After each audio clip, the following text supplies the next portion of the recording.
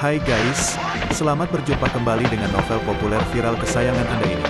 Saat ini admin ingin menghadirkan sebuah novel yang alur ceritanya sangat menarik dan seru.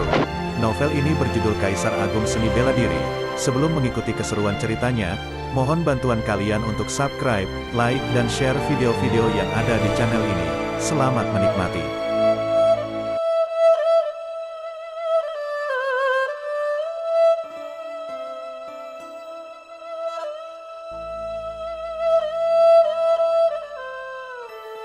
Kaisar Agung Seni Bela Diri, Bab 244, meningkatkan peringkat otoritas. Berhubung jiwa spiritual di sini akan kabur saat melihat Luo Xiu, mereka juga tidak berniat memburu jiwa di sini untuk mengumpulkan kristal jiwa. Setelah keluar dari lembah jiwa surgawi, Luo Xiu menyerahkan cincin penyimpanan milik Lun Zengxiang kepada Bai Lingxuan. Luo Xiu pada dasarnya tidak menyentuh apapun di cincin ini, kecuali slip giok yang mencatat tentang lembah jiwa surgawi. Bai Lingxuan awalnya menolak, bagaimanapun, sebelumnya Yan Yueyu telah menyelamatkan hidupnya. Kemudian, saat dia terluka, mereka juga memberikannya pil tenun gaib sehingga dirinya bisa memperbaiki bidang eliksir yang rusak. Kak Xuan, kalau kamu menganggap kami sebagai teman, terimalah. Lagian, terbunuhnya Lun Zengxiang juga berkat bantuan dari jimat mantra penyerang tingkat ke-7 milik Kak Xuan. Selain itu, kamu juga terluka karena ini, ucap Luo Xiu. Akhirnya, Bai Lingxuan menerima cincin penyimpanan itu. Dia tahu bahwa kedua orang ini berbeda. Lun Zengxiang juga memberitahunya bahwa Sura menjual harta karun dan mendapatkan lebih dari 200.000 batu vitalitas peringkat tinggi. Sura sudah pasti lebih kaya darinya. Aku enggak berencana untuk kembali ke kota Moro. Aku akan meninggalkan daratan darah utara dan pergi ke wilayah timur alam Samudra Bintang. Di sana, terdapat banyak tempat suci yang jauh lebih stabil daripada situasi di daratan darah utara dan wilayah barat. Ketika tiba waktunya untuk berpisah, Bai Lingxuan mengungkapkan pemikirannya. Keinginannya telah terpenuhi, dia tidak memiliki kekhawatiran dalam hidupnya lagi. Dia akan pergi ke wilayah timur, lalu berkultivasi dan menghabiskan sisa hidupnya di sana.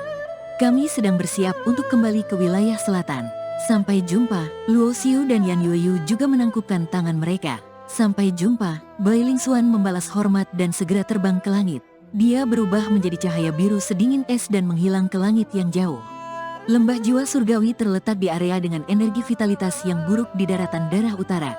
Jaraknya mencapai 500.000 km dari kota Moro. Luo Xiu menghitung sejenak. Dengan hanya mengandalkan kecepatan, mereka akan menghabiskan waktu sekitar setengah tahun untuk kembali ke wilayah selatan negara bagian tanah langit. Meskipun kecepatan sayap roh sangat cepat, dia juga membutuhkan kekuatan vital sejati dan kekuatan hukum untuk menggerakkannya. Jadi, dia tidak mungkin bisa terbang tanpa henti. Dari cincin penyimpanan, Luo Xiu mengeluarkan slip giok yang berisi peta sederhana daratan darah utara. Tempat terdekat dari sini adalah kota naga. Seharusnya, di sana ada cabang serikat berburu. Dari sana, kita bisa menggunakan formasi transmisi untuk mempercepat perjalanan. Pikiran Luo Xiu mulai memikirkan rute untuk pulang. Dia tidak mungkin dengan begitu bodohnya menghabiskan setengah tahun untuk terbang kembali. Yan Yueyu tentu saja tidak keberatan dengan keputusan Luo Xiu. Satu-satunya kekhawatirannya adalah kekuatannya dan kekuatan Luo Xiu. Bukankah terlalu dini bagi mereka untuk kembali ke negara bagian tanah langit? Bagaimanapun, lawan mereka adalah 3 kekuatan luar biasa negara bagian tanah langit. Kekuatan-kekuatan itu memiliki ahli pangeran bela diri. Namun, Yan Yueyu juga tahu bahwa Luo Xiu mengkhawatirkan keselamatan orang tua dan kakaknya sehingga ingin segera kembali. Dia tidak boleh menghentikan Luo Xiu saat ini. Meskipun mereka akan terancam bahaya saat kembali ke negara bagian tanah langit, dia tidak takut pada apapun selama berada di sisi Luo Xiu. Meskipun dari peta sederhana, terlihat bahwa kota naga berada di jarak terdekat. Luo Xiu dan Yan Yueyu juga membutuhkan waktu 10 hari untuk mencapai wilayah sekitar kota naga. Lokasi kota naga sedikit terpencil sehingga sumber dayanya relatif miskin dibandingkan daripada daerah kaya lainnya. Ahli terkuat di kota ini hanya berada di level ketiga penguasa bela diri. Tak lama setelah Luo Xiu memasuki kota, dia tiba-tiba merasakan masuknya pesan di kotak pesan dalam cincin penyimpanannya. Orang yang mengirim pesan bukanlah kenalannya, melainkan Inspektur Daratan Darah Utara sekaligus pemberi rekomendasi saat dia berpartisipasi dalam pertempuran perebutan gelar raja, Mu Zixiu. Mu Zixiu mengirim pesan untuk menanyakan apakah Raja Sura yang meraih peringkat pertama dalam pertempuran perebutan gelar raja adalah dia atau tidak. Sudah beberapa bulan sejak pertempuran perebutan gelar raja berakhir, Mu Zixiu tiba-tiba mengirimnya pesan untuk bertanya. Jelas, semua kekuatan yang menyelidiki hal ini begitu lama masih belum menemukan petunjuk apapun. Maka dari itu, mereka mulai mencurigai dirinya. Bagaimanapun, dia adalah satu-satunya yang disebut Sura saat mendaftar untuk berpartisipasi dalam pertempuran perebutan gelar raja. Alasan mengapa mereka tidak lebih awal mencurigainya mungkin karena ketika berpartisipasi dalam pertempuran perebutan gelar raja, basis kultivasi Luo Xiu baru mencapai level kedua tingkatan raja. Tidak ada yang akan menyangka bahwa pria dengan basis kultivasi level kedua tingkatan raja bisa mendapatkan gelar raja bela diri. Luo Xiu tidak tahu apakah Mu Zixiu menanyakan ini karena maksud pribadi atau serikat. Terlepas dari aspek mana yang dia pertimbangkan, Luo Xiu tidak mungkin mengakui bahwa dirinya adalah Raja Shuro. Jadi, dia segera membalas pesan Mu Zixiu, "Senior sedang bercanda, ya. Basis kultivasiku masih rendah. Aku sudah sangat beruntung karena dapat bertahan hidup di pertempuran perebutan gelar raja. Bagaimana mungkin aku adalah Raja Sura?" Setelah pesan terkirim, tidak ada balasan lagi dari Mu Zixiu. Kemudian, Luo Xiu membawa Yan Yuyu ke serikat berburu di kota dan meminta bantuan formasi transmisi untuk berteleportasi ke kota lain. Di sepanjang perjalanan, mereka hanya dapat terbang sendiri apabila berada di beberapa tempat yang tidak dapat dijangkau oleh formasi transmisi. Waktu berlalu dengan tenang, tanpa sadar, sebulan lebih sudah berlalu. Luo Xiu dan Yan Yuyu telah mencapai tepi daratan darah utara dan dapat segera memasuki wilayah selatan. Jarak mereka dengan wilayah tempat kerajaan negara bagian tanah langit berada tidak termasuk sangat jauh. Luo Xiu membatin, dengan jarak ini, harusnya aku sudah bisa terhubung dengan negara bagian tanah langit, kan? Komunikasi juga dibatasi oleh jarak. Jika jarak melebihi batas, pesan tidak dapat dikirimkan ke perangkat komunikasi pihak lain. Komunikasi semacam ini dicapai melalui formasi. Makin tinggi tingkatan formasi, makin jauh jarak batas komunikasi. Misalnya, di daratan darah utara, Luo Xiu dapat menerima pesan dari Mu Zixiu. Akan tetapi, begitu dia meninggalkan daratan darah utara dan memasuki wilayah selatan, Mu Zixiu tidak dapat menghubunginya. Setelah memikirkannya, Luo Xiu mengirim pesan ke Su Jingnian, leluhur keluarga Su. Adapun penguasa bela diri Yuan Cheng, dia tidak mengontaknya karena dia lebih mempercayai Su Jingnian. Tak lama kemudian, kotak pesan bergetar. Su Jingnian segera membalas pesan Luo Xiu. Istana Ungu, Sekte Matahari Hitam. Setelah memeriksa pesan yang dibalas Su Jingnian, wajah Luo Xiu tiba-tiba menjadi muram dan dipenuhi dengan niat membunuh. "Ada apa?" tanya Yan Yuyu dengan cemas karena merasakan niat membunuh Luo Xiu yang lepas kendali. "Orang tua, kakakku, dan anggota keluarga Liu di kota awan ditangkap oleh orang-orang dari Istana Ungu dan Sekte Matahari Hitam," kata Luo Xiu dengan suara yang serius. Dalam hampir 2 tahun sejak dia pergi, daerah sekitar negara bagian tanah langit juga mengalami banyak perubahan. Pertama-tama, keluarga kerajaan Fan dari negara bagian tanah langit pada dasarnya sudah tinggal namanya saja. Meskipun Fan Tide berhasil selamat berkat lampu jiwa, dibutuhkan setidaknya 10 tahun untuk memulihkan basis kultivasinya ke tingkat penguasa bela diri. Berhubung tidak ada orang yang bertanggung jawab atas keluarga kerajaan Fan, mereka tentu saja tidak dapat mengendalikan situasi negara bagian tanah langit lagi. Fan Tide menghilang, keluarga kerajaan Fan juga diusir dari kota bagian tanah langit oleh beberapa keluarga terhebat.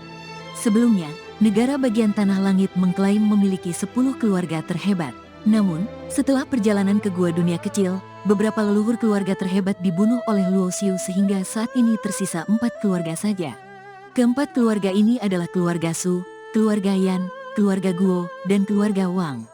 Keluarga Guo terikat dengan Istana Ungu dan keluarga Wang terikat dengan Sekte Matahari Hitam. Mereka terus-menerus menekan keluarga Su dan keluarga Yan. Selain itu, terjadi peristiwa besar, yaitu Pangeran Bela Diri Sepuh dari Sekte Sungai Panjang terluka parah akibat serangan diam-diam dari leluhur Sekte Matahari Hitam dan leluhur Istana Ungu. Sekte Sungai Panjang pun menutup formasi utama gerbang gunung dan tidak punya pilihan selain menutup gunung. Di masa lalu, 3 sekte utama selalu saling menyeimbangkan. Tidak pernah ada situasi saat 2 sekte tersebut bekerja sama. Luo Xiu tahu betul alasan Istana Ungu dan Sekte Matahari Hitam menangkap keluarganya. Itu karena mereka menginginkan warisan yang didapatkannya dari gua dunia kecil. Kerabat dan teman menempati posisi penting di hati Luo Xiu. Di dalam hatinya, dia sudah menganggap Istana Ungu dan Sekte Matahari Hitam sebagai musuh yang harus dia lenyap. Sejak dia mendapatkan ketuhanan palsu di lembah jiwa surgawi, dia terus berkultivasi. Ada energi jiwa yang luar biasa dalam ketuhanan palsu. Indera spiritualnya telah maju dengan pesat. Hanya dalam waktu 1 bulan, dia telah mencapai tingkatan penguasa. Setelah indera spiritualnya mencapai tingkatan penguasa, dia memiliki kemampuan untuk membuat pil peringkat ke-7 dan juga menggunakan formasi level ke-6. Namun, semua ini masih sangat lemah di hadapan orang-orang kuat dengan tingkat pangeran bela diri. Aku enggak bisa cuman mengandalkan kekuatanku sendiri untuk bersaing dengan dua pangeran bela diri. Aku harus mengandalkan kekuatan eksternal dan itu harus kekuatan eksternal yang andal, ujar Luo Xiu sembari mengerutkan alisnya. Yan Yuyu berada di sampingnya. Melihat bahwa Luo Xiu sedang berpikir, dia pun tidak mengganggu Luo Xiu. Setelah merenungkannya, Luo Xiu kepikiran dengan dua cara di benaknya. Salah satu caranya adalah mencari bantuan dari beberapa orang kuat setingkat pangeran bela diri dengan mengandalkan kemampuannya untuk memurnikan pil peringkat 7. Namun, tidak mudah menemukan orang-orang kuat setingkat pangeran bela diri. Selain itu, kepercayaan adalah masalah besar. Cara lain adalah dengan mengeluarkan tugas berhadiah di serikat berburu dan meminta bantuan petarung ulung tingkat pangeran bela diri yang lebih andal di serikat. Namun, di serikat, dia hanya memiliki otoritas peringkat ke-8. Paling-paling, dia hanya bisa mempekerjakan penguasa bela diri yang kuat. Jika dia ingin memiliki kualifikasi untuk mempekerjakan pangeran bela diri yang kuat, dia harus mencapai otoritas peringkat bumi. Cara pertama dengan cepat ditolak oleh Luo Xiu. Berdagang dengan pangeran bela diri yang kuat sangat berbahaya. Dia tidak punya cara untuk menyeimbangkan pangeran bela diri yang kuat. Cara pertama terlalu berisiko jika ingin dijalankan. Sementara itu, untuk menjalankan cara kedua, dia harus meningkatkan peringkat otoritasnya di serikat. Di tepi perbatasan antara daratan darah utara dan wilayah selatan, Luo Xiu datang ke cabang serikat berburu yang terletak di sebuah kota. Seperti serikat di kota Moro, serikat berburu ini juga memiliki ruangan untuk mengirimkan tugas dan mengeluarkan tugas berhadiah. Dia menyematkan lencana berburu ke dalam alur. Tirai cahaya formasi diproyeksikan ke dinding di depannya dan menunjukkan wajah manusia yang buram. Luo Xiu tahu bahwa ini adalah kesadaran formasi yang mendominasi sistem internal seluruh serikat berburu. Luo Xiu, anggota berbakat peringkat ke-8, tidak memiliki tugas untuk diserahkan. Apakah akan menerima tugas atau merilis tugas? Suara kesadaran formasi terdengar tanpa fluktuasi emosi. Aku ingin merilis tugas berhadiah untuk mempekerjakan pangeran bela diri yang kuat di serikat, kata Luo Xiu. Otoritasmu belum cukup. Aku ingin mengevaluasi kembali peringkat otoritas, ucap Luo Xiu segera. Di wajah sosok buram itu, sepertinya ada tatapan yang melintasi penghalang ruang tak berujung dan mendarat di tubuh Luo Xiu. Luo Xiu, 18 tahun, basis kultivasi level ketiga Raja Bela Diri, indera spiritual level pertama penguasa bela diri. Otoritasnya dapat ditingkatkan ke peringkat bumi menengah, kata kesadaran formasi dengan perlahan. Luo Xiu tidak terkejut dengan kesadaran formasi yang dapat mengetahui basis kultivasinya dengan mudah. Sebab, kesadaran formasi ini adalah formasi tingkat dewa sekaligus merupakan eksistensi yang melampaui kaisar bela diri. Peringkat otoritas serikat berburu adalah peringkat ke-8 atas sesuai dengan otoritas tingkatan penguasa, peringkat bumi bawah sesuai dengan otoritas pangeran bela diri, dan peringkat bumi menengah sesuai dengan otoritas santo bela diri. Luo Xiu tidak menyangka bahwa dia bisa mendapatkan otoritas peringkat bumi menengah. Awalnya, dia mengira dirinya paling-paling akan mendapatkan otoritas peringkat bumi bawah dengan basis kultivasi level ketiga Raja Bela Diri. Kalaupun tidak berhasil, dia berencana untuk menunjukkan kemampuannya dalam formasi dan alkimia. Namun, setelah dipikir-pikir, dia menyadari bahwa alasan mengapa dia bisa mendapatkan penilaian otoritas peringkat bumi menengah. Hal ini karena dirinya yang baru berusia 18 tahun memiliki tingkat indera spiritual yang sebanding dengan level pertama penguasa bela diri. Di dalam lautan jiwa, asal-usul jiwa telah menjelma menjadi ilusi berwujud manusia yang mirip dengan penampilannya. Dia mengenakan jubah hitam dan putih dengan manik hidup dan mati tertanam di tengah dahinya. Basis kultivasinya belum benar-benar mencapai penguasa bela diri. Jadi, sumber jiwanya belum diubah menjadi jiwa spiritual. Tepatnya, itu adalah jiwa spiritual palsu. Mirip dengan ketuhanan palsu, jiwa spiritual palsu memiliki indera spiritual tingkatan penguasa, tetapi tidak memiliki kekuatan seorang penguasa bela diri. Kaisar Agung Seni Bela Diri, Bab